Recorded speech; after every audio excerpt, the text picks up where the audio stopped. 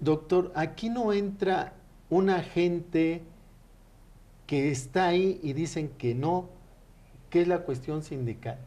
Si tú perteneces a tal facción sindical, entonces te procuro tu cambio pronto, hiciste tal cosa, entonces te puedo apoyar y entonces empieza a corromper la parte magisterial que tiene que ver con el sindicato y esta relación, y entonces toda la gente empieza a ver que el sindicato, los que pertenecen a X sindicato, son corruptos, son flojos, y entonces lo utiliza el sistema para decir, ahí está, todos los que son de esta facción, aunque sean bien preparados, asistan a clases, no, por el simple hecho de pertenecer a esa ala, entonces funcionan de esta manera. ¿Así se maneja el sindicalismo Sí, de los maestros? el sindicato magisterial, eh, salvo algunas excepciones de la CENTE, y eso estoy hablando, no conozco el caso de Michoacán, soy honesto, pero de sus orígenes, por ejemplo, en Chiapas, la CENTE tenía otro estilo, más participativo, más democrático. Ahorita tampoco tengo información muy precisa para poder opinar, pero en general el estilo de liderazgo del CENTE, o sea, el sindicato magisterial ha sido así, ha sido transaccional. Sí, ha sido de compra de prebendas, de concesiones, a veces fuera de la norma, y a veces hasta perseguir a la gente fuera de la norma, sí, hostigar a la gente.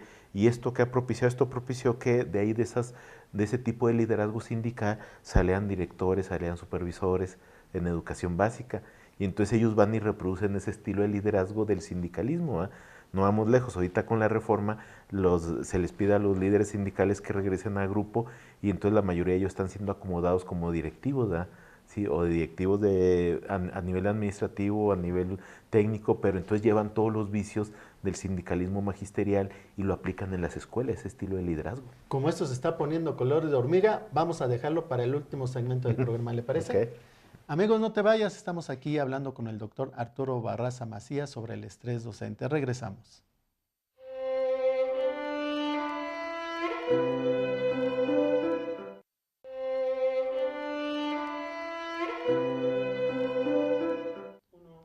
Bueno amigos, ya regresamos, estamos hablando con el doctor Arturo Barraza Macías y fíjense, ya se puso la cosa medio color de hormiga porque estas concesiones que a veces se dan a nivel sindical entre los que participan y no participan, a veces tiene ciertos acomodos beneficiosos para algunos.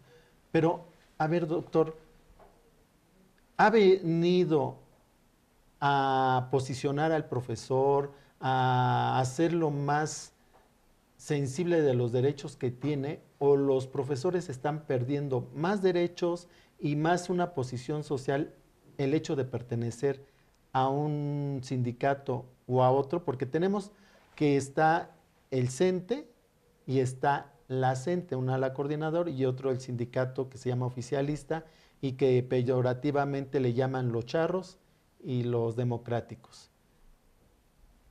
¿En ambos se juegan las mismas posturas o qué está pasando con el sindicalismo en la docencia?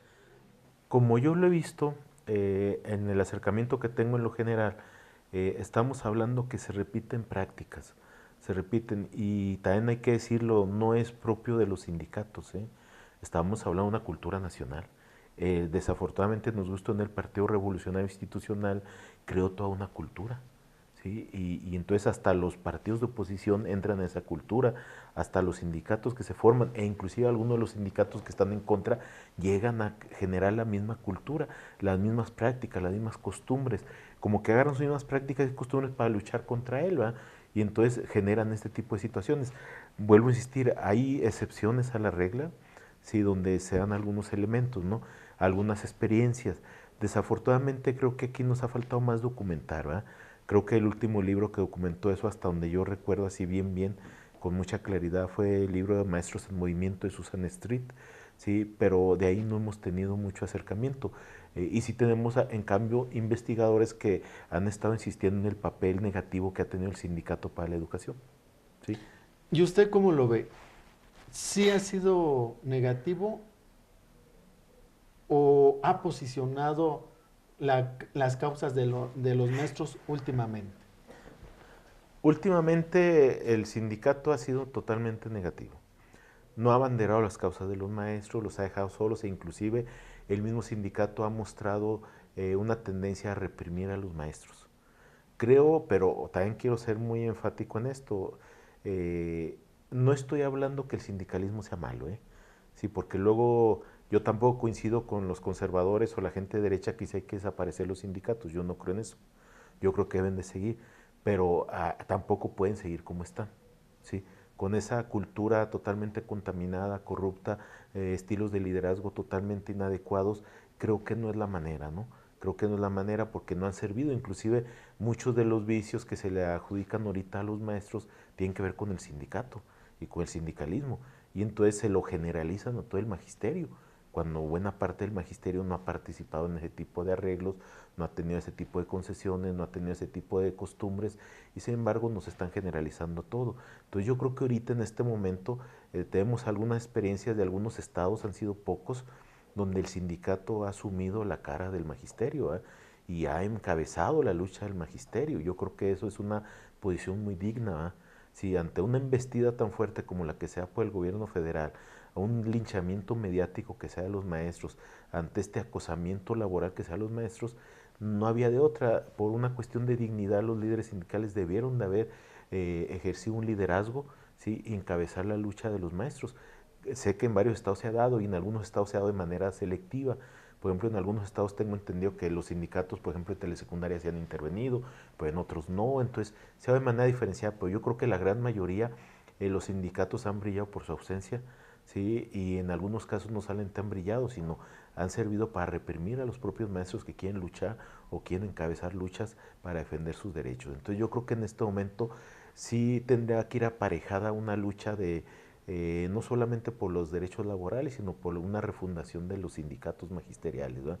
Yo creo que hay que compartir las experiencias que se han tenido en el sur, sí, porque de repente la gente del norte vemos a los del sur como muy belicosos, sí, muy radicales, pero también hay muchas experiencias acumuladas de gestión, sí, creo que eso no se ha visto y no se ha visto porque no se le ha dado la difusión adecuada.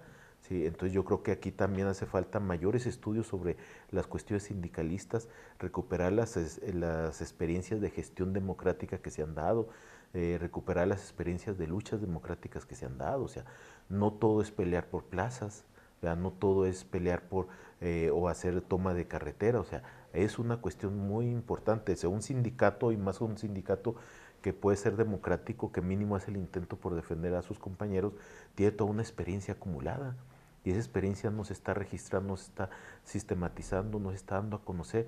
Y creo que ahorita debería ser buen momento para hacerlo, porque entonces los estados del norte que no conocemos la experiencia de la lucha sindical, sí que ahorita estamos empezando con marchas, con una serie de elementos, pues hace falta que nos compartan la experiencia, ¿no? Y que inclusive se deje de ver nada más como los radicales, ¿no? Sino que hay toda una experiencia de gestión democrática, porque es lo que yo tengo de información en algunos contextos que puede servirnos para enriquecer un sindicalismo diferente, ¿no?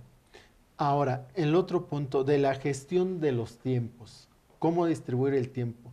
Parece que por parte de los alumnos se dispersan en tareas. La ONU nos dice, con un estudio ya muy serio, que no se deben dejar tareas a los alumnos porque les crea más estrés, llegan más cansados y en nada ayudó ese tipo de tareas.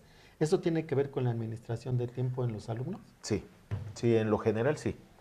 En lo particular creo que ahorita tenemos el gran enemigo que son los medios, ¿verdad? Son los celulares, ¿verdad?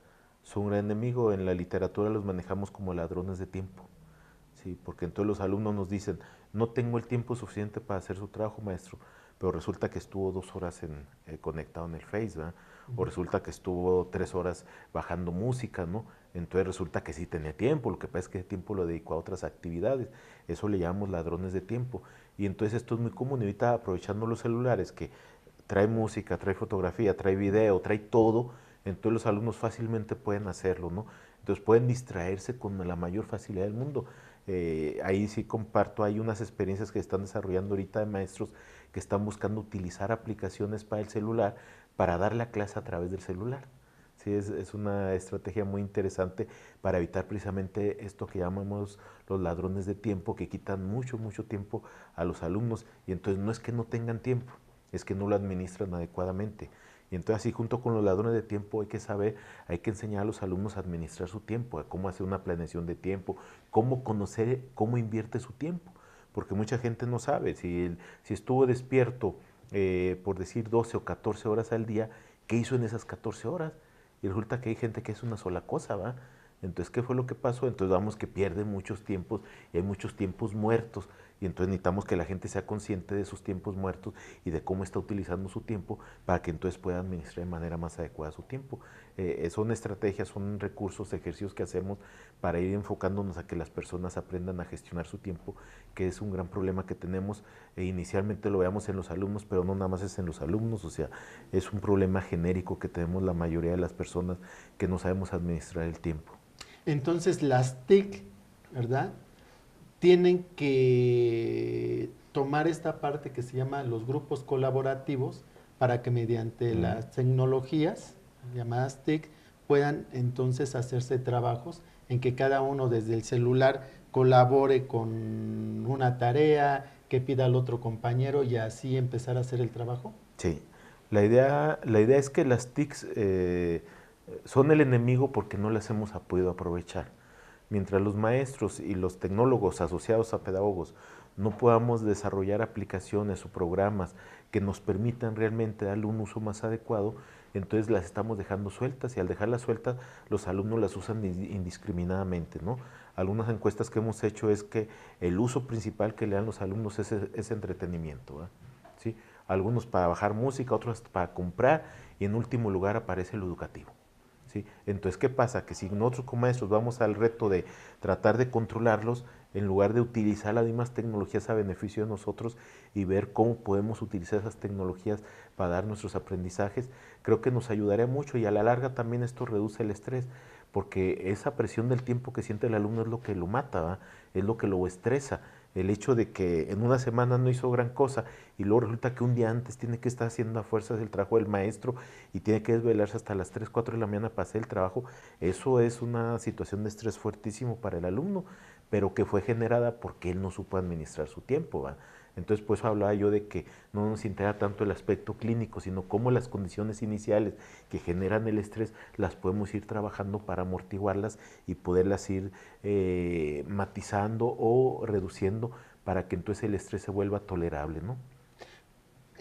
Para terminar el programa, doctor, con 3 enunciados, ¿cómo pudiéramos resumir entonces el estrés docente y el estrés en los alumnos? Mm, Creo que el estrés en los alumnos, básicamente hay 3 componentes centrales, que sería la falta de tiempo, la sobrecarga académica y la evaluación. La evaluación, por donde se vea, sigue siendo un estresor muy fuerte para los alumnos, aunque le modifiquemos cosas, ¿no? Que ahora sea rúbrica, sea portafolio, lo que queramos llamar sigue siendo estresante. Y en el caso de los maestros, creo que hay una sobrecarga de trabajo administrativo, no pedagógico. Aquí sería una diferencia central, es la sobrecarga de trabajo administrativo y los tiempos que se asignan y el control que tienen sobre él. Sí, la falta de autonomía profesional. Y bueno, voy a meter una tercera, aunque no. Los padres de familia, ¿cómo Ah, apoyar? no, los padres de familia deberían de vincularse a la escuela, en pocas palabras. Creo que no se ha dado, ni los esfuerzos que ha hecho la Secretaría de Educación ha permitido que sea una auténtica participación social y aparte han ocasionado problemas porque lo hay maestros, hay padres de familia, perdón, que se meten a las escuelas por quieren ser fiscalizadores de los maestros, no colaboradores, ¿sí? O quieren ser quien administre los recursos económicos, etcétera. Entonces, como que no han entendido ese trabajo colaborativo padre-maestro para realmente apoyar el aprendizaje del alumno. Doctor, nos cayó la guillotina del tiempo. Le agradezco mucho que haya No, venido gracias a ti. aquí al programa ese comentario. Muchas gracias, No, doctor. gracias a ti, Víctor, por la invitación. Gracias. Y bueno, a ustedes amigos, muchas gracias por haber asistido aquí a su programa y como siempre a nuestra producción ahora, que es Brice, que está en los controles, le está apoyando Huicho, en las cámaras está Parchís y también está nuestro tocayo Víctor. Tu amigo Víctor Gutiérrez Olivares se despide hasta el próximo jueves.